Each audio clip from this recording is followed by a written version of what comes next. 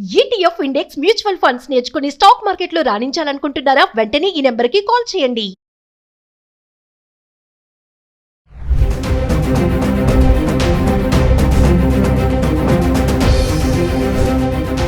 నమస్తే, welcome to Suman TV. మహారాష్ట్రలోని నాసిక్లో ఒక స్కూల్లో విద్యార్థుల బ్యాగులు టీచర్స్ సర్చ్ చేసే క్రమంలో ఆ బ్యాగులో దొరికినటువంటి ఏవైతే కొన్ని థింగ్స్ ఉంటాయో చాలా భయంకరమైనటువంటి థింగ్సే దొరికాయని చెప్పుకోవాలి. మామూలుగా చూసుకుంటే స్కూల్ బ్యాగ్లో ఏముంటాయండి? ఒక బాక్స్ ఉంటుంది, బుక్స్ ఉంటాయి, ఇంకా అంటే ప్యాడ్ ఉంటుంది, ఇవే కదా ఉండేవి. కానీ అక్కడ స్కూల్ బ్యాగ్లో ఏం దొరికాయంటే కండోమ్స్, ప్లేయింగ్ కార్డ్స్, చైన్స్, ఇట్లాంటివన్నీ, అంటే భయంకరమైనటువంటి కత్తులు ఇలాంటివి దొరికాయి.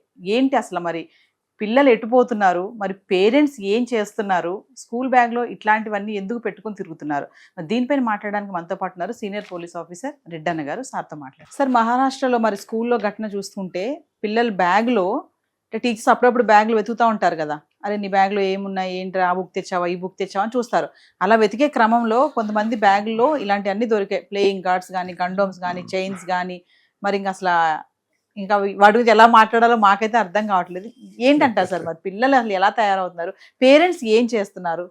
మరి దారుణమైన వ్యవహారం ఏమంటే, టీనేజ్ పిల్లలు, అసలు కాలేజీలో స్కూళ్ళకి వెళ్ళే పిల్లలు ఎవరైనా ఉండనివ్వండి, వాళ్ళని స్కూల్ నుంచి రాగానే తల్లో తండ్రో ఎవరన్నా ఒకళ్ళు కూర్చోబెట్టి, నాన్న ఏం చదివావు, ఏమి నీ నోట్బుక్లు ఏంటి అని, ఆ బుక్లో ఏమేమి ఉన్నాయి, వాడి దగ్గర ఏముండే, వాడు ఏమన్నా నార్కోటిక్స్కి ఏమన్నా అలవాటు పడ్డా, లేదు ఇంకో విషయాలు ఏమైనా ఉన్నాయా, వాడు ఏదైనా ఇంకా చెడ్డ పనులు ఏమైనా నార్కోటిక్సో లేకపోతే ఇంకోటో పెట్టుకొని తిరుగుతున్నాడా అనేది సెర్చ్ చేయాలి. అదే కాకుండా ఓ 15 నిమిషాలు పిల్లాడితో మాట్లాడితే స్కూల్ నుంచి వచ్చినప్పుడు వాడి ఫ్రెండ్స్ ఎవరు, వాళ్ళు ఏం చేస్తారు, ఎట్లా, వాడి యాక్టివిటీ ఏమిటి, స్కూల్ వదిలి 5 గంటలకు వదిలితే నువ్వు 7 గంటల వరకు ఏం చేసావు, ఏమన్నా ఎక్కడన్నా దెబ్బలు తగిలిందా, బస్ దొరకలేదా, ఇట్లాంటివన్నీ అడగాలి. అది జరగటం లేదు. ఎందుకంటే తల్లి తండ్రి ఇద్దరు సంపాదన కోసం వాడికి మంచి స్కూల్లో పంపించాలా, మంచి వెహికల్ ఇవ్వాలనే ఆలోచన చేస్తున్నారే తప్ప వాడు ఏ విధంగా ఉన్నాడు, వాడి ఎథిక్స్ మారల్స్ ఏ విధంగా పెట్టాలి, వాడి క్యారెక్టర్ని ఏ విధంగా ఇచ్చేయాలి అనేది వదిలేసి వాడికి మంచి బట్టలు ఇవ్వాలా, బ్రాండెడ్ షూస్ ఇవ్వాలా, మంచి మోటార్ సైకిల్ ఇవ్వాలనే ఆలోచనలో ఉన్నారు తప్ప అరే వాడి క్యారెక్టర్ని మోల్డ్ చేయాలనేటువంటి భావనలో లేరు. వాడితో కూర్చొని మాట్లాడితే తెలుస్తుంది. చాలామంది పిల్లలు నార్కోటిక్స్కి అలవాటు పడటం, చిన్న వయసులోని ప్రేమ దోమ అని ఒకడినొకడు కత్తులు పెట్టి పొడుచుకోవటం, ఇవన్నీ జరుగుతున్నాయి. ఇప్పుడు ఈ పిల్లలు నాసిక్లో ఏ స్కూల్లో అయితే దారుణమైన వ్యవహారం, హ్యాండ్ గ్రిప్స్, కొట్టుకునే హ్యాండ్ గ్రిప్స్, అది ఎక్కడో రౌడీస్ చేసుకునే వ్యవహారం. కత్తులు పెట్టుకున్నారు, రింగ్స్ పెట్టుకున్నారు, కొట్టుకునే చైన్లు పెట్టుకున్నారు, కత్తులు పెట్టుకున్నారు, 10-12 ఏళ్ళు ప్లేయింగ్ కార్డ్స్, అదే దానితో పాటు కండోమ్స్. ఎంత దారుణమైన వ్యవహారం అంటే, వాళ్ళు ఎక్కడ పడితే అక్కడ కొట్టుకోవడానికి, ఎక్కడ పడితే అక్కడ సెక్షువల్గా ఎంజాయ్ చేయడానికి, ఎక్కడ పడితే అక్కడ అంటే టైం దొరికితే క్లాసులోనే కూర్చొని ప్లేయింగ్ కార్డ్స్ ఆడుకోవడానికి. ఎవరైనా స్కూళ్ళకు పోయేది, అయ్యా మంచి వ్యవహారం చేయాలి, నీ దగ్గర ఏం బుక్ ఉందిరా, మీ నాన్న ఏదైనా నావల్ ప్రజెంట్ చేశాడా, ఏ బుక్లో ఏ క్లాస్ ఉంటుంది అనేది నేర్చుకునేది పోనిచ్చి, నీ బ్యాగ్లో ఎంత పొడవు కత్తి ఉంది, నీ దగ్గర ఎన్ని కండోములు ఉన్నాయి, నీ దగ్గర గ్రిప్పులు ఉన్నాయా, నీ దగ్గర కత్తి లాంగ్గా పొడిచే కత్తి ఉందా, అరే ప్లేయింగ్ కార్డ్స్ అది బాగా 3 ముక్కలు ఆడేది, ఇది బాగుంది, కొత్త ప్లేయింగ్ కార్డ్స్ ఈజీగా అవుతాయి, ఇవా ఉండేది. మరీ దారుణమైన వ్యవహారం.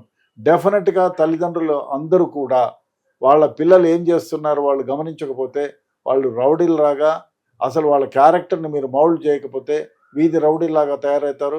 చివరికి మీ చేతికి చిక్కకుండా బజారు పాలై చివరికి ఆత్మహత్య చేసుకుంటాడు. లేదు ఈ నార్కోటిక్స్ లాంటి దానికి అలవాటు పడి మీరు డబ్బులు ఇవ్వలేని పరిస్థితి, మీ గొంతు పీకలకు వస్తాడు.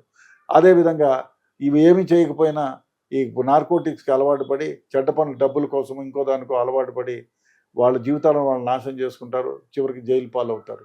డెఫినెట్గా తల్లిదండ్రులు ఎవరైతే ఉన్నారో వాళ్ళు స్కూళ్ళకు కాలేజీకి పంపించక ముందు, లేకపోతే వచ్చిన తర్వాత ఏం నాన్న అనే దగ్గర కూర్చోబెట్టి క్లాస్లో ఏం జరిగింది, వాడి స్నేహితులు ఎవరు, ఏం కథ అని మాట్లాడాలా. అదేవిధంగా tell me your friends, I will tell you what you are. మీ స్నేహితులు ఎవరో కనుక్కోండి, మీ స్నేహితులను కూర్చోబెట్టండి, వాళ్ళు పిలిపించండి, వీక్లీ ఒకసారి పిలిచి వాళ్ళందరికీ ఏదైనా కాఫీలో పలహారం ఏదో పెట్టి ఏంట్రా అది ఇది చేసి లాస్ట్లో వాడిని పిలిపించి, ఎవరు లేనప్పుడు తాము ఏంట్రా బాబు ఏమిటి మా వాడు ఏం చేస్తా అంటే, అంకుల్ నా పేరు చెప్పొద్దు, మీ వాడును వాడు రామకృష్ణ కలిసి నిన్న సిగరెట్లు తాగారు, వాడు వీడు కలిపి హుక్కా సెంటర్లో పోయి తాగితే హుక్కాలో ఏదో కలుపుతారంటే తాగితే క్రికెట్ బ్యాట్ పట్టి కొడితే అన్ని సిక్సర్లు పోతున్నాయంట, అది దానికి అలవాటు పడుతున్నారు అంకుల్. మొన్న వాళ్ళ అమ్మ డబ్బాల నుంచి డబ్బులు తీసుకొని వచ్చి చేశాడు, 2000 రూపాయలు పెట్టి తాగాడు అంకుల్. చూడండి, నా పేరు చెప్పొద్దు, మళ్ళీ కటిఫ్ చేస్తాడు, వాడు నాకు మంచి ఫ్రెండ్ అంకుల్. కానీ వాడు రామకృష్ణతో ఫ్రెండ్షిప్ చేసి ఇదంతా వాడు నేర్పిస్తున్నాడు అంకుల్ అని చెప్తాడు. లేకపోతే తల్లికైనా చెప్తారు. అది ఎప్పుడు తల్లిదండ్రులు మీ అబ్బాయితో వాడి స్నేహితులు ఎవరో కలుపుకొని వాళ్ళని దగ్గర చేసుకొని వాళ్ళతో ప్రేమగా మాట్లాడినప్పుడు. నీకు టైం లేనప్పుడు ఏమవుతుంది? ఇవన్నీ జరగవు. కాబట్టి డెఫినెట్గా తల్లిదండ్రులు పిల్లల సంక్షేమాన్ని గురించి తెలుసుకోవాలా, వాళ్ళ క్యారెక్టర్ను మోల్డ్ చేయాలంటే వాళ్ళతో సమయాన్ని గడపాలి. ఇంకో విషయం ఏంటంటే సార్, ఇక్కడ దొరికితే దొంగ లేదంటే దొర, ఇప్పుడు ఎక్కడో మహారాష్ట్రలో జరిగింది కాబట్టి మనం మాట్లాడుకుంటున్నాం. మామూలుగా కూడా చూసుకుంటే మన పిల్లల దగ్గర కూడా ఉండొచ్చు. అంటే పేరెంట్స్ అనేవాళ్ళు మీరు అన్నట్టుగానే ఇద్దరు జాబ్ చేయడము, పొద్దున్నే వెళ్ళిపోవడం, సాయంత్రం రావడం, ఎవరి పని వాళ్ళు చూసుకోవడం, తినడం, పడుకోవడం, ఇదే జరుగుతుంది. ఎంతమంది పేరెంట్స్ పిల్లలతో కూర్చొని మాట్లాడుతున్నారంటే అది నాకు తెలిసి 100కి 90% జరగట్లేదని అనుకోవాలి కదా సార్. దానికి కారణం ఏమిటంటే అన్ని ఇద్దరే, భార్య భర్త ఇద్దరు పిల్లలు. ముందు కాలంలో అలా లేదు. మా చిన్నప్పుడు మేమంతా కూడా అత్త మామ చిన్నమ్మ పెద్దనాన్న 40-50 మంది ఉండేవాళ్ళు. ఒకళ్ళు కాకపోయినా అన్నం దగ్గర భోంచేసే దగ్గర, రేయ్ వాళ్ళ అబ్బాయి చూసావా, మొన్న భోంచేసేటప్పుడు వాడికి మన క్లాస్ బిక్కుతూ ఉంటారు, మనకు తెలియకుండా మనకి కౌన్సిలింగ్. అరే వాళ్ళ అబ్బాయి ఈ విధంగా సిగరెట్ తాగినాడు, ఎంత చెడ్డ పేరు. వాళ్ళ అబ్బాయి స్కూల్కి పోకుండా బజార్లో తిరుగుతున్నాడు, ఎంత చెడ్డ పేరు.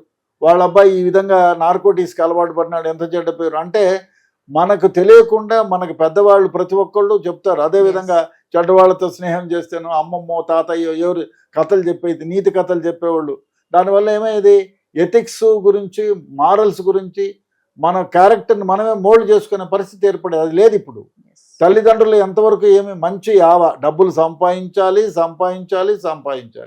మంచి మా అబ్బాయికి మంచి బట్టలు ఇవ్వాలి, అంతే, అంతవరకే. కానీ వాళ్ళకి మంచి క్యారెక్టర్ ఇవ్వాలి, మంచి కౌన్సిలింగ్ ఇవ్వాలి, వాళ్ళ క్యారెక్టర్తో పాటు మంచి అలవాట్లను ఏర్పాటు చేయాలనేటువంటి వ్యవహారం లేదు. దానివల్ల పిల్లలు చెడిపోతున్నారు, చాలామంది పిల్లలు. Thank you sir.